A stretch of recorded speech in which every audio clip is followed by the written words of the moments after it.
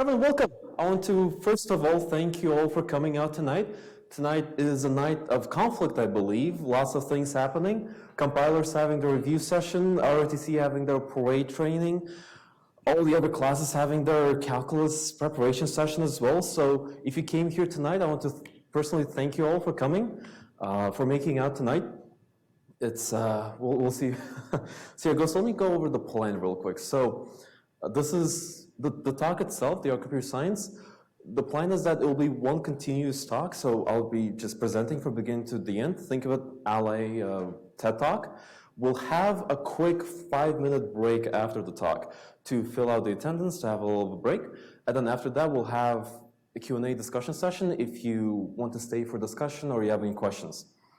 We'll talk more specifically about Q&A session, but you'll just ask the question.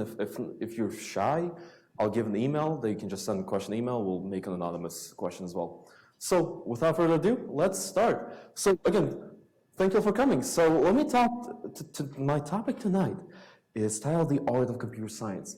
And a lot of people I talked to before when I was kind of pitching the idea, what's going to be, what we'll be doing. A lot of people were confused. What does it mean, the art of computer science? And to make a smooth introduction to that, I'll have to start a little bit from personal. So first, probably some of you know me personally, maybe by reputation, maybe some of you have never seen me. And so let me introduce myself. So who am I? I am currently a senior. I am studying computer science, mathematics, and literature. Never triple major. It's too much work. I'll never recommend it to anyone. But it is quite fun. It is quite fun. Computer science, programming-wise, I was introduced to programming when I was 13. When I was in 6th and 7th grade, we had like some IT class, and my first language was Pascal. A lot of you probably don't know what Pascal is, but it's a really old language, like 1960s, not used anywhere at all now. It's a dead language, but it's very much fun. That was my first time I was introduced. When I could solve quadratic equations using code, oh my God, that was a brain blast. I had a superpower in my algebra classes, so it was great. And over my undergraduate career, because I'm a senior, I'll be graduating next year. Over my undergraduate career and tenure here, I tried myself in different things. I had an internship since my freshman year, so I worked basically every summer. I did research all in between. I even had to start with a friend. We traded memes. It was a fun time. And then the question is, what now? Where are we now? Well, what happened like a year and ago? Pandemic started. I felt incredibly lonely. Classes stopped, professors stopped caring, students cared even less, and all this free time just opened up, nothing to fill it in. And so I started reading again. I just got back into poetry, books, and fell back in love with literature. And I actually went on a little break from the School of Engineering because I was tired of all of the computer science deadlines. I just wanted to get a little bit out. And that's when I declared my literature major, and I took a little bit break. I went out and I took literature, all the fun stuff.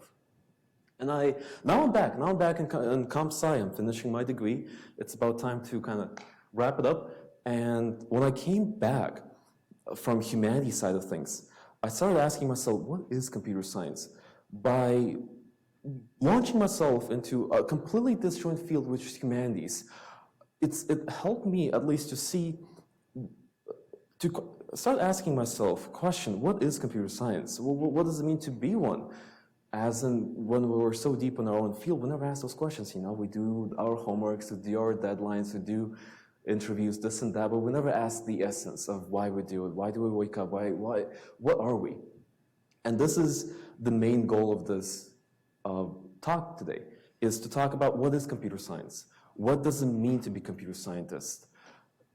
What is good computer science? And it all can be summed up and wrapped up into one single question. What is our identity? Who are we? Who are you?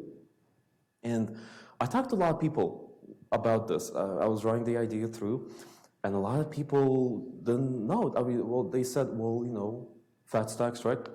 But it doesn't seem like a question of everything. It seems like a nice consequence, right? Making good money. But is it the end goal? Is it what we all want to do? Is it in the core of who we are? And talking to more and more people, even and asking myself, I came to the conclusion, apparently no one knows. So this is where I got the idea for the topic. So join me on this philosophical adventure of finding out who are we? What is computer science? So the first idea I have, computer science is engineering, right? We have software engineering, we have, we are engineers, right? We build programs, we engineer solutions to different problems. But have you ever talked to actual engineers, like mechanical engineers, chemical engineers? Computer science is very widely and largely called the fake engineering, because we don't really engage in the classical engineering studies. We don't do stuff like thermodynamics. I don't think any computer science has to take thermodynamics. Even compared to electrical engineers, we don't have to learn how to use Fourier transformation, Laplace equations to solve differential equations of fluctuating current in the circuit. No, we do a little bit of engineering, but not in the classical sense. So to call us classical engineers would be a little bit of a stretch, and mostly no. So interesting. Computer science is not engineering, at least not in the classical sense. So that makes me think. Then if we're not engineers, then we should be mathematicians, right? If we're not engineering, we have to be on that side, because computer science itself is a branch of mathematics. Well, let's look at this. What kind of mathematics do we computer science engage in? Well, we do we do calculus. Speaking of key requirements right now, or just what we learn, we do a little bit of calculus. We do a little bit of linear algebra. We don't even do differential equations, I believe, and we do a little bit of stats. But is it enough math knowledge, math background to call yourself a mathematician? Oh, definitely not. A real mathematician, they engage themselves in deeper topics. They go into analysis, complex analysis, some Galois theory, this and that. So to call us mathematicians would be untrue as well. So interesting, we're not engineers, we're not mathematicians either. And then maybe we're humanities. That's the third thing I think. Maybe that's kind of all left that there is, right? Engineering, math, and humanities. Well, calling us humanities would be a little bit of a stretch too. We're still closer to the engineering/mathematics side of things. So this is an interesting thought we come to. So computer science is not engineering, it's not mathematics, and it's not humanities either. So what are we? Did we just come back to 2.0? Well, let's try to zoom out. Let's zoom out a little bit and look at it from higher perspective. So let's zoom out. Let's zoom out. I want to ask you whether computer science is science and art. And when talking to people, I realize that we have to come to the conclusion of what science is, what art is, and what's the difference between them, and what are the similarities before we can tackle the question. Zoomed out question, is computer science science and art? But I'm getting ahead of myself. Let's talk about the difference between them, the definition. So we hear arts usually in modern times, and we think of fine arts such as painting and sculpture. But interestingly enough, science and art had a very, very different meaning back in the day. Going back to the Latin roots, ars and artis meant skill. It meant to be a professional in one's field. In the corresponding Old Greek, techni was the root for both technology and technique. And funnily enough, science and art was interchangeable. Funnily enough, they meant the same thing and were used by people interchangeably. Science and art, no difference. So then the distinction between arts and sciences has been growing steadily ever since, it's been almost 2,000 years now. And then as time went on, science used to stand for knowledge and art was the application of knowledge. As an example, the science of astronomy was the basis for the arts of navigation, such that the art was actually the application of science. It's the same distinction we draw now between science and engineering, as an engineering being more of an application of science. And science primarily and wholly relies on real-life observations to draw conclusions. Would you agree with me on that? Science is based on hard facts, hard evidence, talk to any biologist, chemist, physicist, that's all they say. They base, the entire field of science is based on what we can observe in the real world and try to build models of understanding why nature is the way it is. And in many science problems, one problem has one correct way of solving it, because that's the way nature is. If you have a free fall problem in physics, let's say, right? You're dropping a ball, you want to find the final velocity when it hits the ground, you can find the difference between the deltas of potential kinetic energy, you can use some other formulas, the Supat formulas, and everything. However, they all rely on the same principle. It's all the same way, it's all the same the foundation, because that's the way nature is. There can't be multiple ways of doing it, nature wouldn't allow that. And same way the whole science. And I like what Donald Knuth said about the distinction between science and arts. The difference between art and science is that science what we understand well enough to explain to a computer, something algorithmic, something that is, to some extent, I would say deterministic, something that has an algorithmic and a concrete way of solving and doing it. Art is everything else.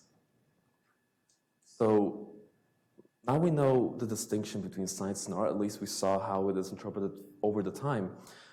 Let's get back to our main question of computer science and what does it mean to be a computer scientist. Is computer science a science? I want to hear some opinions from the audience. You can just yell out, yes, no. Maybe. That's a great answer, maybe. That's the best answer to any question. Is computer science science? In the grand scheme of things, does the definition of science as a nature dictates, everything is based on real life, does it apply to us? Is there a single correct way, acceptable way of writing a program for a given problem? Because as we computer scientists, you have a problem. What do we do as computer scientists? We write a program. We write a program to solve a problem. And please tell me, is there a single, for any given problem that posed in front of you, is there any single, just the way of doing it? The solution, the program for a problem? There's always just I would say there are as many programs to write for a specific problem as there are foods to eat. It's massive. Just talking about, off the top of my head, you can use different languages, you can use different paradigms, you can use imperative, declarative, functional, object-oriented, literate, structured, array, and myriad of others. And most of different paradigms, they're so independent that they're disjoint, even mutually exclusive, meaning that they're not just different ways or different languages you use. There are completely different ways of thinking, completely different philosophies, different flow of logic. And logic is the most fundamental part of computer science. As nature is to physics and other sciences, logic is to computer science. And if there are different ways of resolving logic, it means that there isn't a single entity, there isn't a single rule that we're trying to appease or that dictates us. So, in that sense, computer science is not science. Well, funny enough, but it's in the name, but,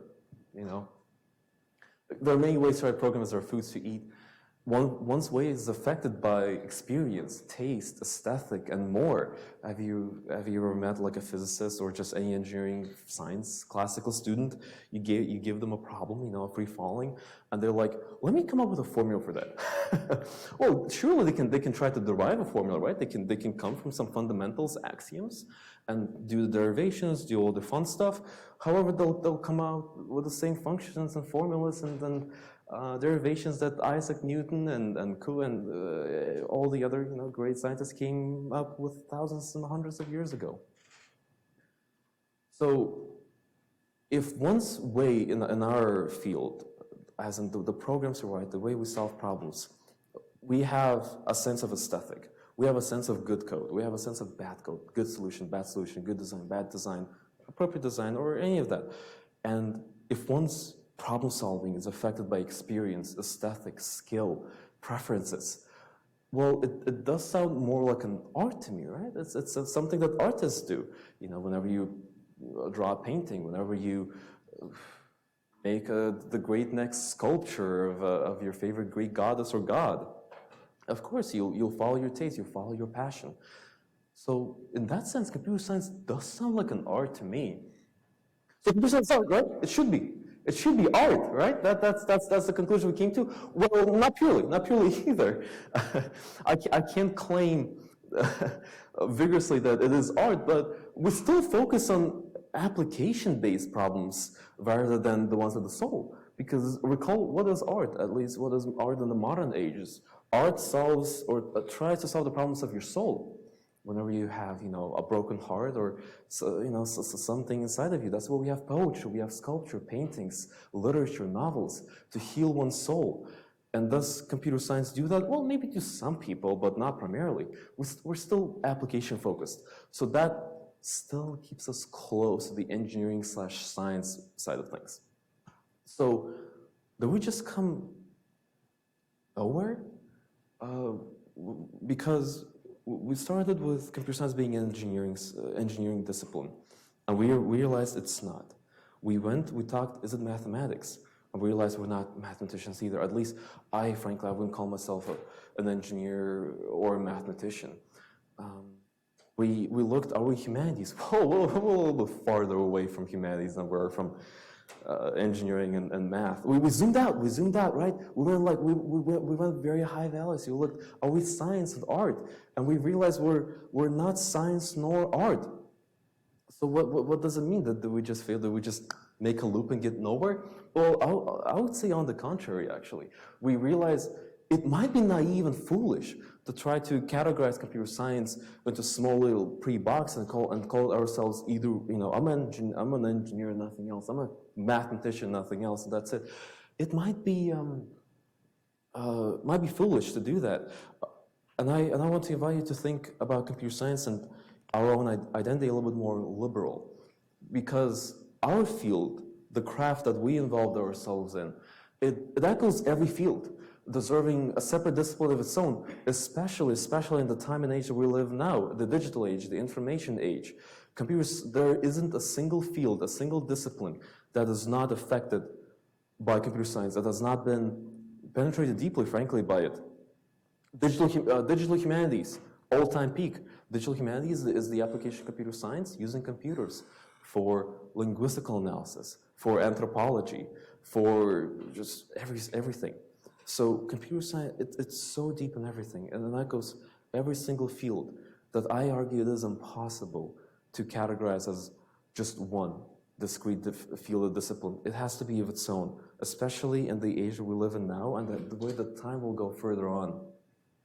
It's only natural for us to be, the cool kids with our own little thing over there. And I wish to view computer science from the lens of science and art combined, because it takes the best of both. We are solving real-life application problems. We're making our lives more comfortable, and yet still enjoying the artistic endeavors we can take while doing it, as in being creative, as in gaining more experience, and basically inventing new things out of nowhere. And we're walking that narrow yet gentle line right between those two just categories of everything we do now. And wouldn't you say? It's funny that it's in the name, computer science, yet it's not. It's far away from science and far away from art, but it still echoes the best parts. And I was thinking of how to name this presentation. I was thinking computer art, and I thought that sounded a little goofy. The art of programming. Well, we're not only talking about programming, we're talking about something more. We're talking about the foundations. And that's what I would like to invite you to see it from both lenses. That's where we come back to our title, the art of computer science. It's neither science nor art, but it's both. It's both, and it's taking the best out of both of them. And we love it. And we love it dearly. And again, I would like to quote Donald Knuth, as he said, "Some programs are elegant, some are exquisite, some are sparkling. And my claim is that it's possible to write grand programs, noble programs, truly magnificent ones." Just raise of hands, how many of you know who Donald Knuth is?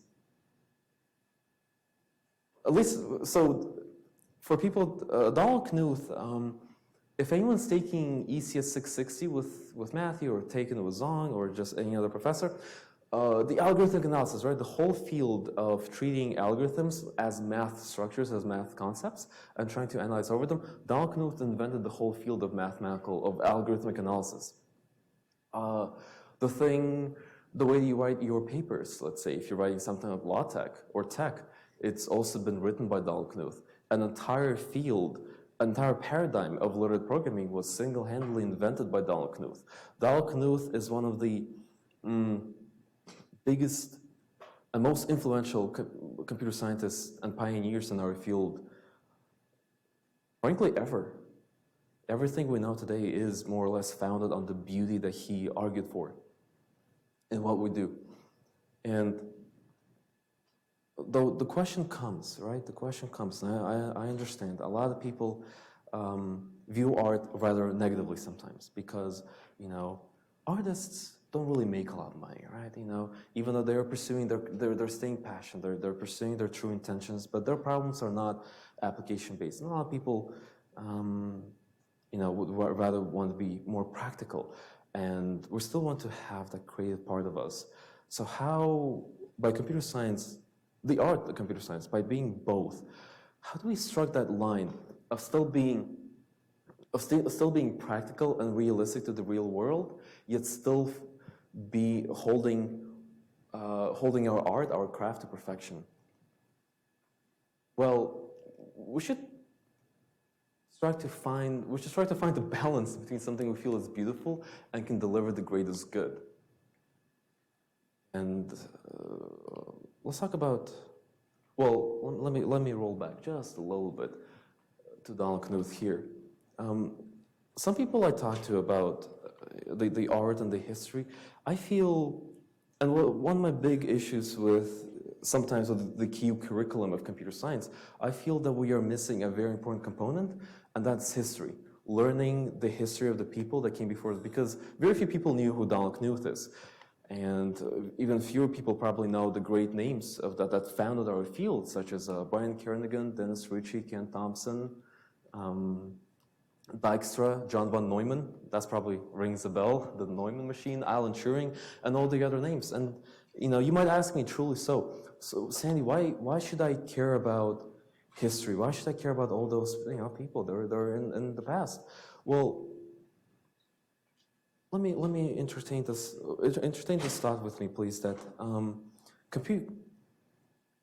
knowing the people that came before you, that built the foundation of that we are standing on today, we're enjoying the fruits of the trees that planted.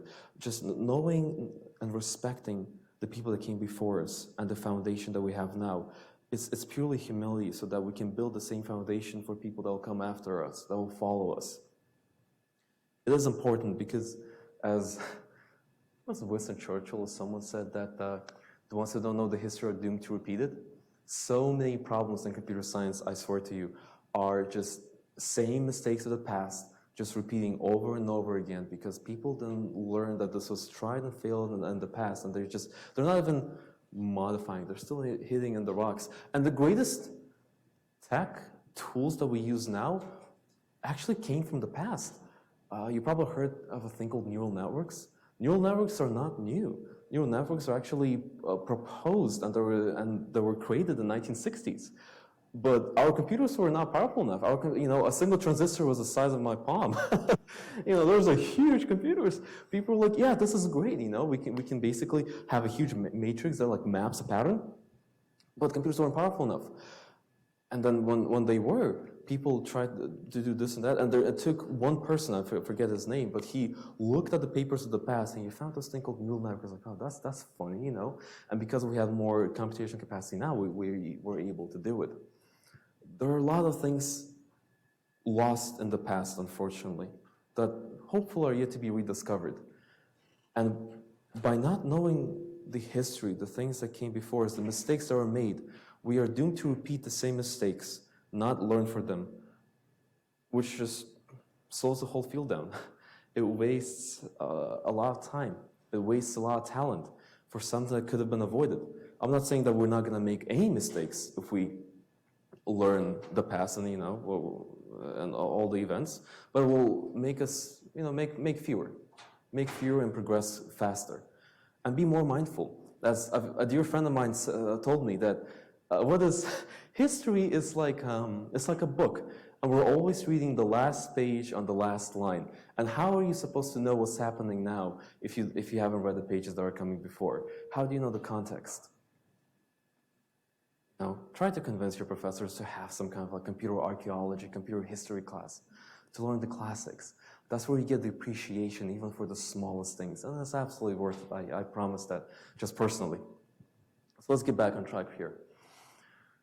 And I'll argue that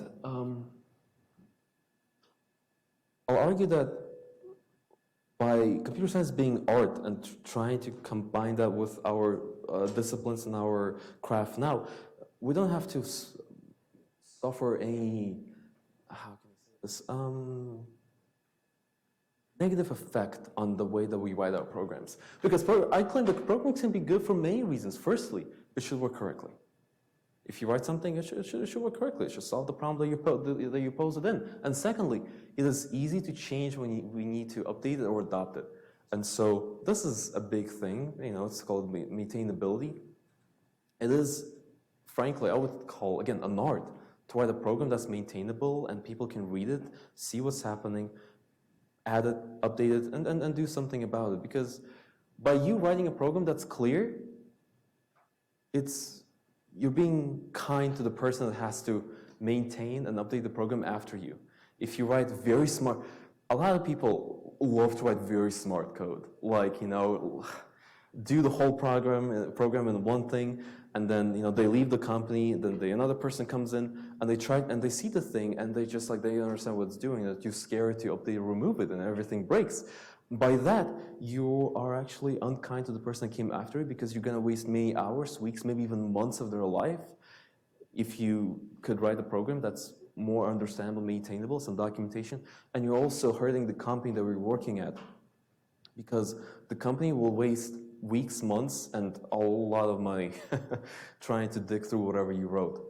And this is the big thing that usually a lot of junior programmers and beginner computer scientists miss. It's not, the beauty of programs is not about as clever as you write, but as maintainable and as long-term oriented as you can do it, as you can write and make it. And I would even claim that it is true art to build a program that is graceful to its user interactions, that can provide meaningful messages on errors and unexpected scenarios. GCC is the biggest violator of this. You ever wrote a program with like templates or something and you get 11 pages of errors because of a single line? Again, and probably many of us had that infuriating experience where you're sitting, going through the stack trace, going through the error messages, nothing makes sense. You waste 4 or 5, 10 hours, nothing's working, and you probably just missed a statement somewhere, just an if somewhere. Only if you could just tell you that. And it wastes your time, it wastes your resources, it's damaging to the psyche in many ways of how easy it is to burn yourself out if you're fighting with the program instead of working with it, instead of just working with you instead of against you. And programs are still written by people. So it's the person that wrote it is fighting against you. They're hindering you in the process. And it is kind not to do that. And like in any other art form, it takes a non-trivial amount of time to develop good taste and intuition for efficiency, optimizations, and structure, which closely correlates to the previous point. It does take experience to write clear code. It does take experience to write programs that are graceful to users and to other people that will have to work through it. As what was it, Brian Kieran and Dennis Ritchie? Maybe with Donald Knuth said premature optimization is the root of all evil. If you're writing something, you're trying to optimize it, but where it doesn't need that, you're making it so complex. Spend 10 hours working on it, speeding up your application 1 millisecond, while it runs like for an entire 10 seconds. So it's even like, it's immeasurable. It's one of the big pitfalls. And so you ask me, well, how do we not fall into those? Well, there are many ways to fall into those. One of them is just know that what's been tried, what's been failed, and also just do it. We'll do things, we'll make mistakes, and we'll learn on them, and that's just experience, as any, again, is. And just wrapping back to it, knowing history again is paramount. I already made the point of that. Names like Donald Knuth, Donald Knuth made tech and LaTeX and algorithmic analysis and the field of literate programming. That was just Donald Knuth. Alan Turing, like all the computers work with zeros and ones? Well, Alan Turing made that. He made something called a Turing machine that describes every single computational problem that's possible. Well, a lot of them. That's the basis of how everything works, obtaining zeros and ones. Brian Kiernan, Dennis Ritchie, Ken Thompson, they made a little language, you probably heard of it, called C. That's like everything is built on. Linux works in C, International Space Station that's in space, it's actually fully written in C. SpaceX, whatever, all the Teslas, everything is more or less running on C. Windows, everything's running in C. And those three people, single-handedly working for Bell Labs, made the language that changed the entire world. And C is such an ancient language. It released in 1972. There have been very, very few updates to it. And it's still the #1 language basically used in everything. And Dennis Ritchie, Ken Thompson also made a funny thing called Unix, which was later turned into Minix. And then a man named Linus Torvalds at the University of Helsinki, he didn't like Minix, and he was like, I'm gonna make my own. I'm not gonna call it Linux. So those people basically founded Unix, which became the foundation for Linux, and later which became the foundation BSD, which later became the foundation of Mac OS. Mac OS is still based Linux, Mac OS, everything. International Space Station runs on Linux. Everything in existence, 95% of all servers run on Linux. Your toaster runs on Linux. Your watch runs on Linux. Your everything. And those people made John von Neumann. I'm going through the names just to show the impact they had on the world. John von Neumann, he made a little funny thing called Neumann machine, which basically describes every single computer in the world. Every single computer or computable device has input-output, has a memory, and a processing unit. And von Neumann said everything should be like this. This is the blueprint for any device. And we still follow by it. Grace Hopper made this language called COBOL, which is used by the great government of the United States to process your taxes. So Margaret Hamilton was the computer scientist that wrote Apollo 11 basic code. That was the first successful and smoothest landing on the moon. And they just wrote in BASIC, which now is used as a toy language, which is kind of crazy. Paradigms and methodologies are applicable in different problems and different scenarios. As in when we, it is, again, an art and experience to choose which paradigm, which tool you will use to solve a specific problem, which is the best one. And in school we learn imperative, functional, object-oriented, and a little bit of generic, and that's it. But there are probably 20, 30 different paradigms, philosophies, ways of thinking of writing programs. As a quick example, imperative is your C and C++. Declarative, functional is Haskell, a little bit JavaScript, a little bit Python. Object-oriented is your C++ and Java. Literate programming basically says that instead of writing your program as just something to read for the computer, you write in literate programming paradigm, the philosophy of thinking is that instead of writing the program to computer, you're writing the program for another human. You're writing the program in a way as literature. You're writing as a novel, as a book, and to show your logic, your thought process to another human being. And the fact that it compiles down to a computer level and it can run and be correct and solve a problem is just a nice consequence of that. It's a fantastic way of thinking. If you've never looked into literate programming, highly recommend just to look into it. It's an amazing experience of writing programs. You read it, it reads like a book. It's crazy beautiful. Array based, it's K, J, APL, crazy language of the past. The language called CUDA, maybe some of you heard of it, which is the language for your GPUs to run games fast, they're all arrays. They're built in array-based programming languages as they're the only data structure in the language, or the only data structure you're thinking of are arrays.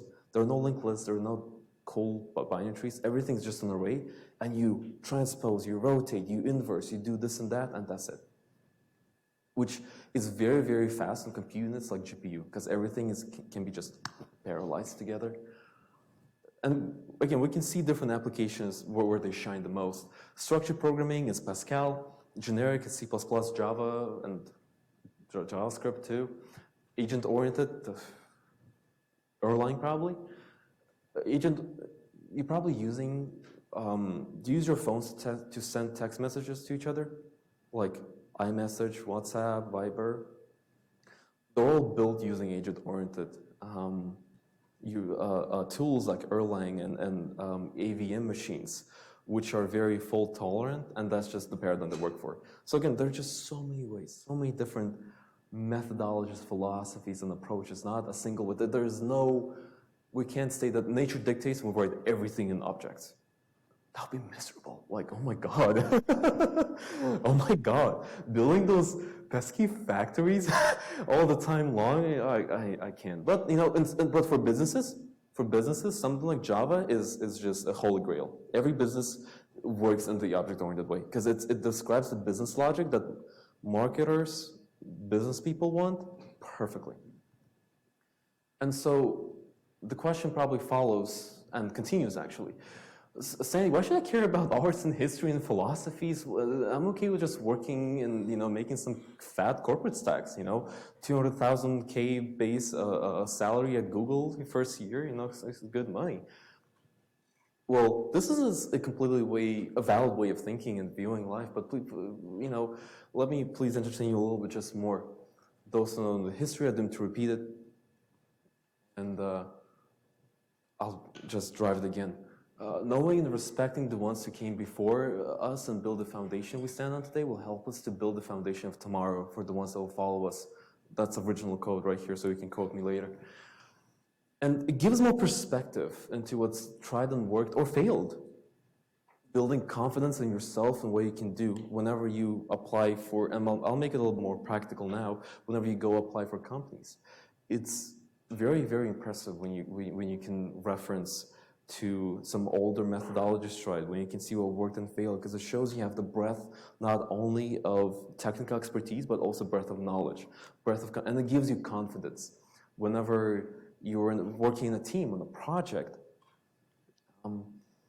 knowing what's been tried, knowing good methodologies and what failed, it gives you confidence. I'll say that to least. It gives you confidence in knowing that you know, knowing that you're good at whatever you do, and that's important. And of course, why am I driving home this point of confidence, of knowing history? Well, a lot of junior programmers in computer science I talk to, very impressionable, you know, because they just started the field, they want to be good at what they do. They go to websites like Stack Overflow, they go to reddit.com/r/programmerhumor, you know, they go to all different places, you know, and try to joke around with computer science and try to learn new things. And there are a lot of opinions, again, a lot of opinions. People will tell you like, you know, PHP sucks, and HTML is not a language. Golang is for bad programmers. Rust is too hard and elitist. C++ is the worst language ever created. That may be true. You go to intranets, you go to forums, you go to public places. You'll hear a lot of opinions, and the chances are you'll get influenced by them, like by a lot. You know, like let's say you start learning PHP. And you like it, you know, you feel you're kind of good at it, it kind of solves the problem, whatever. And then you go to a forum and a person says, man, PHP sucks like so bad, never use it, you know, it's like should be burned to the ground. And you're sitting, you're reading it, and you're like, yeah, you got a point, you got a point. Nothing to support it, nothing to say, right? But do you think it's a good influence just to being influenced just like that? Just I want to hear some people opinions on that. Probably not, right? Because, oh, sure, some advice can be good, look up regarding C++, sure, you know. But usually just here, applying everything to yourself and everything that you hear, not only computer science related, but just everything-wise, you can be a subject to bad advice. You can be subject to malicious or just bad influence. And what is the best way to defend yourself against that? Any guesses? Confidence, critical thinking. Yeah, confidence, critical thinking. And where do you get critical thinking? Where do you get the confidence? Well, the critical thinking part comes from analysis. And how do you get analysis? You get analysis by comparing things. And how do you compare? How do you have things to compare? Well, you know things, right? You know more and more things. And what's the best thing to know more and more things than now? Well, it's the past. You look at a thing in the past, you analyze. I'm trying to show how just interconnected it all is. Knowing the past, you know more things. You can analyze. You can see what worked, what didn't work. You improve your critical thinking. Your critical thinking because you're able to not just be swayed away by a single, hello world 123 user on Reddit. You be able to drive your own conclusions and seeing what works best for you and what might not work. Because what works for one person and what they loathe might be, a complete inverse to you. And that critical thinking gives you confidence and makes you a professional. That makes a good computer scientist, is being able to think critically, to apply where it matters. Again, the dreaded question, people ask, what is the best programming language? There is no such thing. You don't choose a problem for a programming language. You have a problem to solve and you see what programming language, what methodology, what tools are best for this problem specifically. For businesses, object-oriented are great, but for communications, not so much because they're too unreliable compared to agent-oriented. As a quick example. All I'm trying to urge you is to explore more. What KU teaches you, it's good. We get a very classical foundational experience. We learn operating systems, we learn compilers, data structures, but please do know that's not what you're gonna do when you go and work. Your job, your employment place, whatever, they're not gonna ask you to reverse a binary tree, reverse a linked list on 10 times a day or something like that. They're not gonna ask you to write a compiler. A new hire, write a compiler. You have like 3 months to do it. No, none of that. What they'll ask you, they'll give you a week to center a button on an HTML page. And how are you gonna know how to do that? Well, you're gonna start going, you're gonna looking around, and you're gonna see the best way. They're gonna tell you, make a website, or make an admin portal for the service that we have. And how are you gonna do that? If you've never had exposure to like web frameworks before, right? You never heard of React, you never heard of some other things that are used actively. Are you going to use C++ or write just pure vanilla JavaScript? Well, yeah, you can do it. It will take you longer time, and whoever your manager or team members will look at you, and this is very real. They'll look at you and it's like, that's the industry skill. Academia is good. Academia it gives you the foundation, just like understanding some underlying principles, but please do know, that's not even the bare minimum of being a good computer scientist. You have to know the fundamentals and also be able to apply them in the real world.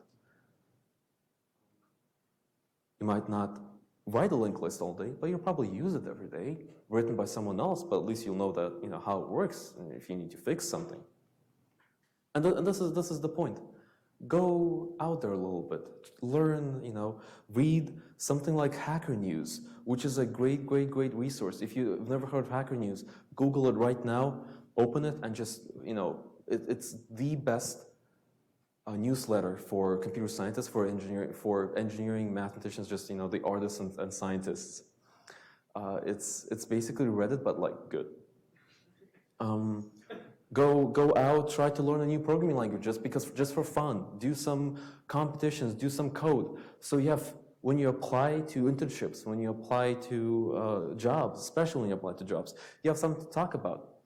Sure, of course, your database project might have been fun. You did this and that. You did some SQL here and there. It doesn't tell a lot about you. Actually, not at all, because everyone had to do that.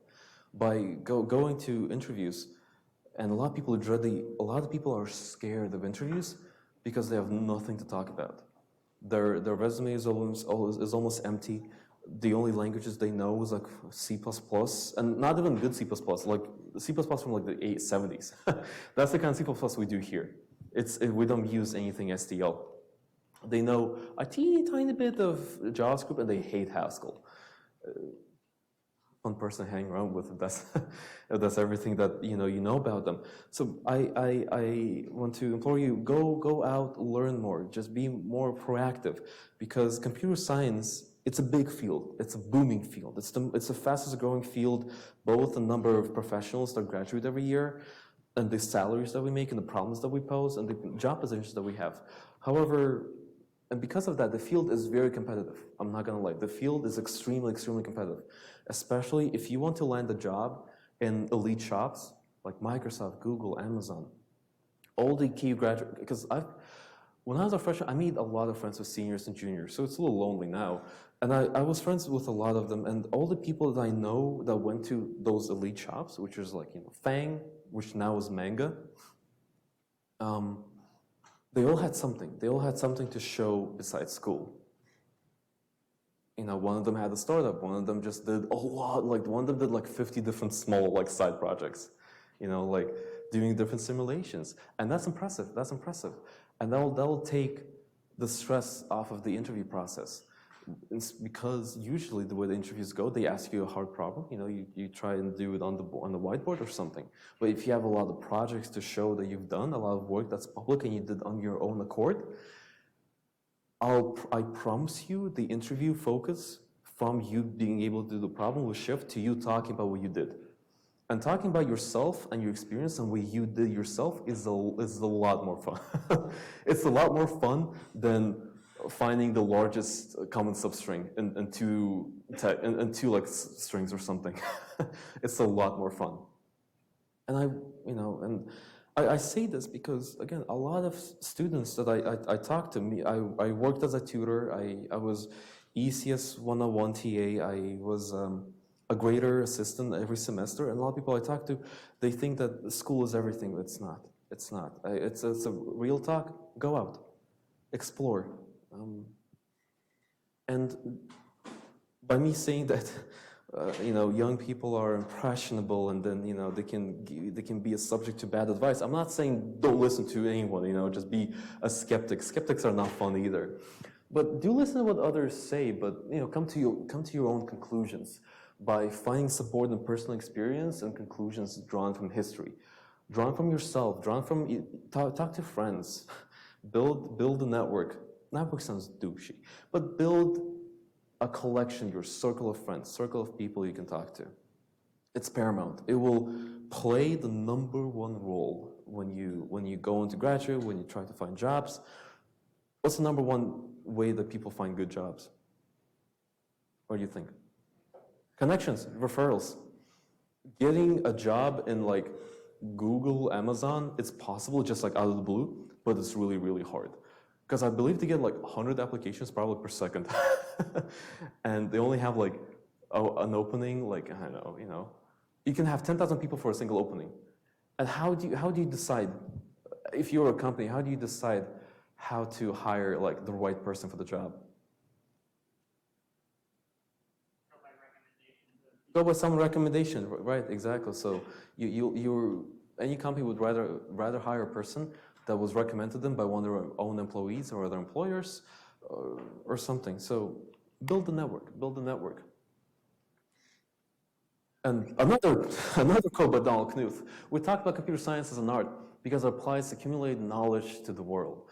Programmers who subconsciously view themselves as artists will enjoy what they do and will do it better.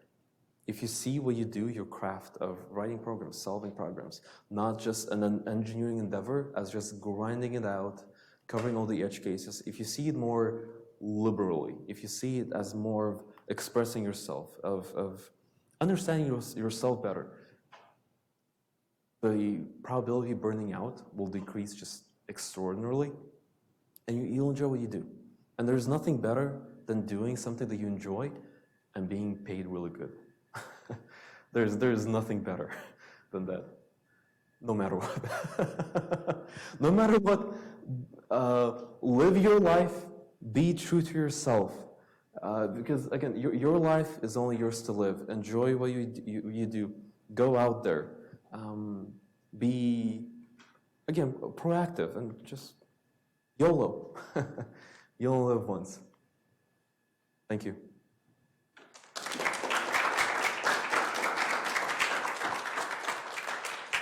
So we'll have a Q&A session discussion after, in about 5 minutes. We'll take a little bit of break. I'll pull up the feedback and attendance form, the QR code, so you can scan and write the feedback while at it.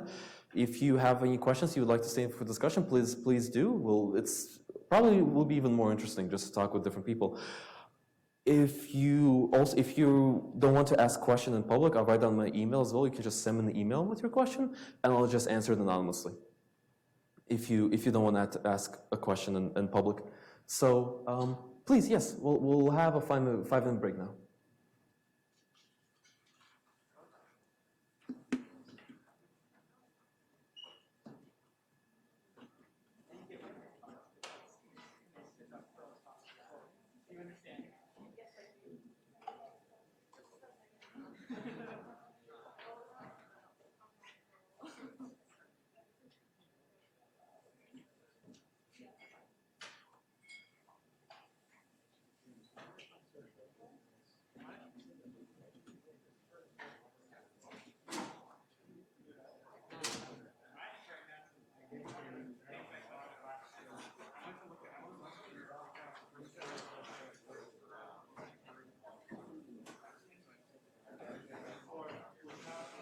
Hi.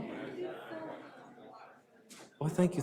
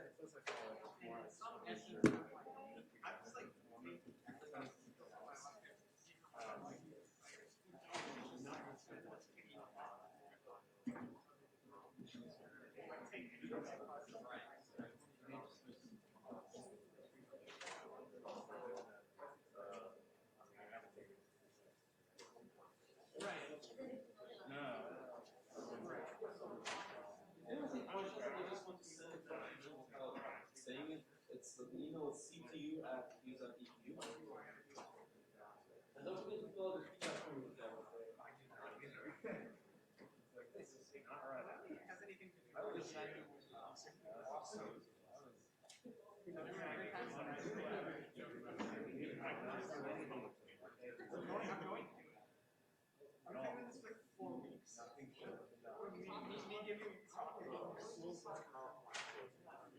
Yeah, I know, right?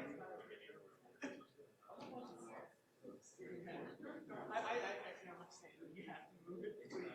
Do this for me. Well, plus, like, nobody will be there because count one and two. I'll talk to you. Things I can do.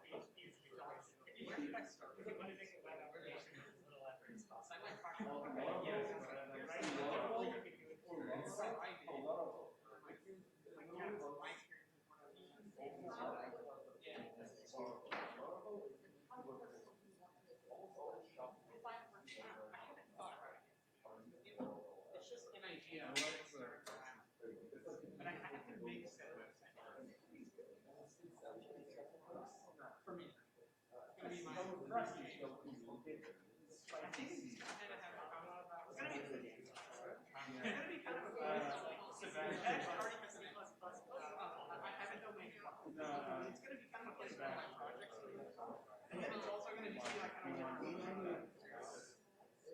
But you have the